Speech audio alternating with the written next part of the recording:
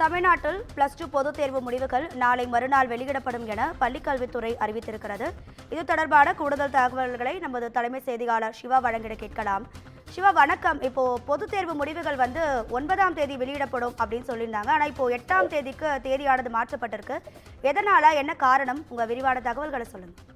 அதுக்காக 12ஆம் வகுப்பு பொதுத் தேர்வு முடிவுகள் நாளை மறுதினம், அதாவது 8ஆம் தேதி அன்று வெளியாக வாய்ப்பிருப்பதாக அதிகாரப்பூர்வ அறிவிப்பு வெளியாகி இருக்கிறது.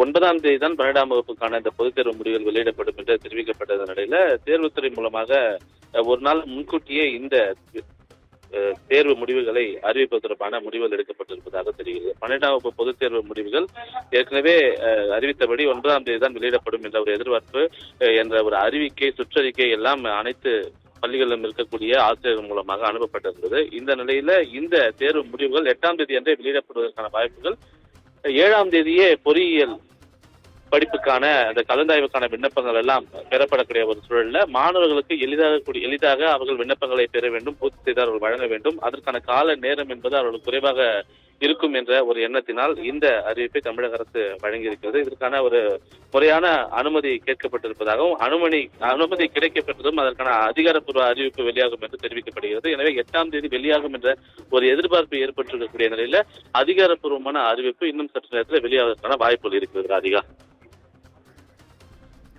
உங்க தகவல்களுக்கு நன்றி சிவா.